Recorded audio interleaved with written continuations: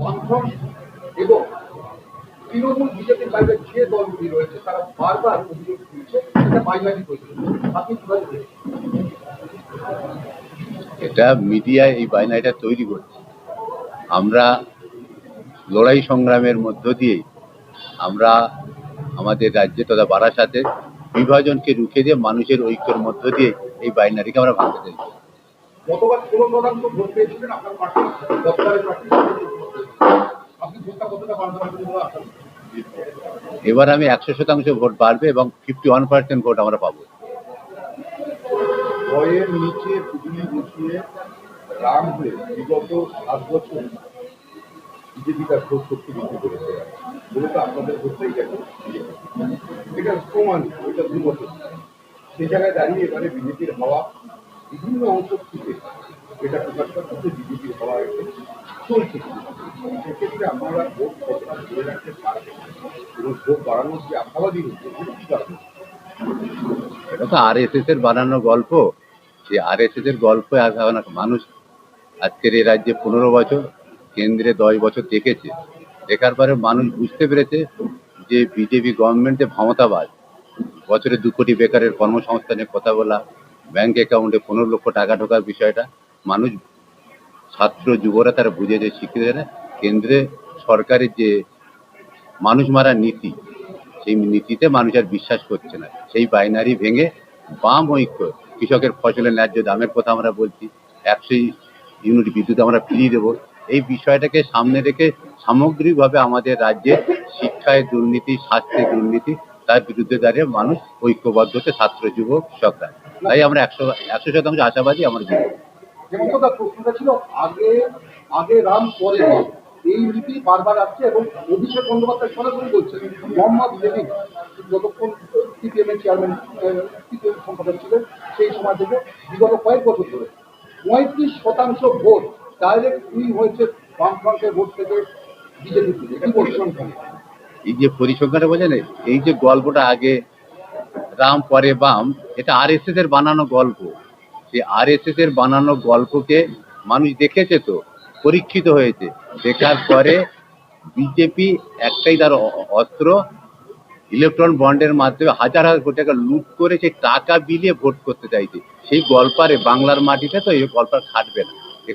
এ গল্প কাটতে পারে ইউপিতে, কাটতে পারে বিহারে, কাটতে পারে। বাংলার মাটিতে এবার দুর্জয় ঘাটিতে বামফ্রন্ট একক শক্তি নিয়েই এবার এগিয়ে যাবে। এবার 100% আশাবাদী ওই দুর্গকে আমরা ভাঙবো। অতীতে যখন 3টি দলের আপনাদের সমন্বয়ে আপনারা লড়াই করেছিলেন, যেমন 3 দল, তখন কংগ্রেস ছিল আপনাদের, কংগ্রেসের দেখা গেছে অধিকাংশ ক্ষেত্রে সেখানে কংগ্রেসদের প্রতিবাদ, যেখানে কংগ্রেস ক্যান্ডিডেট সেখানে বামের স্বতঃস্ফূর্তভাবে ভোট দিচ্ছে, অথচ যেখানে বাম ক্যান্ডিডেট হয়েছিল সেখানে কিন্তু কংগ্রেসের ভোট সেই হচ্ছে স্বতঃস্ফূর্তভাবে করে। এবার ভোট আইএসএ দেবে, সেক্ষেত্রে কি আপনি মনে করছেন যে এবারে স্বতঃস্ফূর্ততা আইএসএ যারা সমর্থন করবে যারা বামকে স্বতঃস্ফূর্তভাবে ভোট দেবে? কারণ অতীতের ইতিহাস অন্য কথা। বামফ্রন্ট একটা সংগ্রামের মধ্য দিয়ে বামফ্রন্ট তৈরি হয়েছিল। আপনারা জানেন 77 সালে আগে বিভিন্ন লড়াই সংগ্রামের মধ্য দিয়ে আমাদের বামফ্রন্ট সরকার তৈরি ছিল। সেই বামফ্রন্ট আমরা মাটি ছাড়িনি।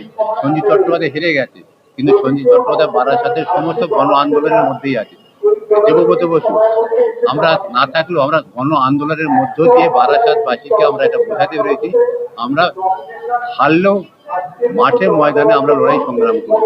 সেই লড়াই সংগ্রামের মধ্য দিয়েই এই রাজ্যের বা বারাসাতের মানুষ বুঝেছে বামপন্থী একটাই পথ, তাই লড়াই সংগ্রামের মধ্যে আছে বলেই তারা আবার পুনরায় ফিরে আসবে।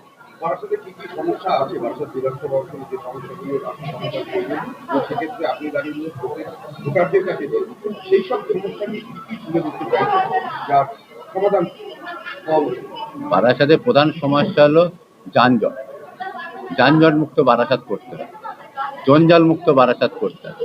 বারাসাতে দেখছি আমরা সবুজায়ন যা ছিল, জলাভূমি ছিল, তার জমির চরিত্র বদল করে প্রমোটাররা যেভাবে কায়েম হয়েছে, তার বিরুদ্ধে মানুষকে ঐক্যবদ্ধ করে এই সবুজায়নের লক্ষ্যে আমরা এগোতে হবে।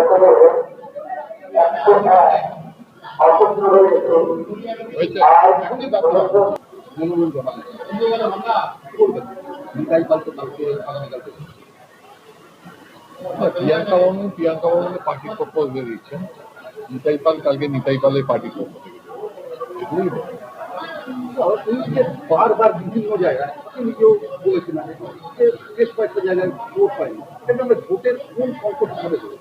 দেখুন, আমরা বলি আপনাকে জোট এবছর কোথাও হয়নি, যা হয়েছে সবটাই বোঝাপড়া। গত বছর যেমন আমাদের সংযুক্ত মোর্চা হয়েছিল, এবছর সংযুক্ত মোর্চার নামে আমরা লড়ছি না। এবার সবটাই আমাদের বোঝাপড়ার মধ্যে হচ্ছে, ঠিক আছে? এই বিষয়টা আগামীকাল হবে। আগামীকাল যখন নিতাইবাদের নমিনেশন হবে তখন। বলছে স্যার, কালকে গতকাল এখানে নমিনেশন জমা দিতে সত্যি করছে কি হতে পারে যে তিনি বলছেন যে এখানে যে যানজট এ নিয়ে বলতে গেলে ট্রাফিক পুলিশ অপরাধ অশিক্ষিত যেটা ডাম্পিং গ্রাউন্ডে থাকা উচিত, এ সম্পর্কে আপনার প্রতিক্রিয়া করলেন? উনি তো আগে বিজেপি ছিলেন, বিজেপি থেকে তৃণমূলে এসেছেন। ফলে এটা উনি প্রকারান্তরে স্থানীয় পুলিশ প্রশাসনের বিরুদ্ধে কার্যত ওনার ক্ষোভটা জানান উনি রাজ্যের মুখ্যমন্ত্রীর বিরুদ্ধেই করেছেন। ওনার যে পুরনো যে অভ্যেস, রাজ্যের তৃণমূল কংগ্রেস, তার সরকার এবং তার প্রধান তৃণমূল বলার যে অভ্যেস, সেই অভ্যেস প্রসঙ্গে উনি এটা বলে ফেলেছেন। এটা তো আপনারা সবাই বোঝেন। ফলে যে অভ্যেসটা, সেই অভ্যেসটা রয়ে গেছে। তৃণমূলের সরকার তার অধীনস্থ কর্মচারীদের বিরুদ্ধে যদি তাদের এই ডাম্পিং গ্রাউন্ডে নিয়ে যায়, তাহলে ওনার সঙ্গে আমরা একটা জায়গায় একমত যে আমরা বহুদিন ধরে বলছি সরকার থেকে ডাম্পিং গ্রাউন্ডে নিয়ে যেতে হবে। চুরি, দুর্নীতি, ছিনতাই, রাহাজানি, মানুষের অধিকার হরণ, সব ক্ষেত্রে দাঁড়িয়ে মমতা ব্যানার্জি এবং তার সরকার এগিয়ে রয়েছে। সমিতিবাবু জিতবেন না হারবেন সেটা উনি বলতে পারবেন, কিন্তু একটা কথা উনি বলেছেন যে রাজ্যের পুলিশ প্রশাসনকে ডাম্পিং গ্রাউন্ডে নিয়ে যেতে হবে।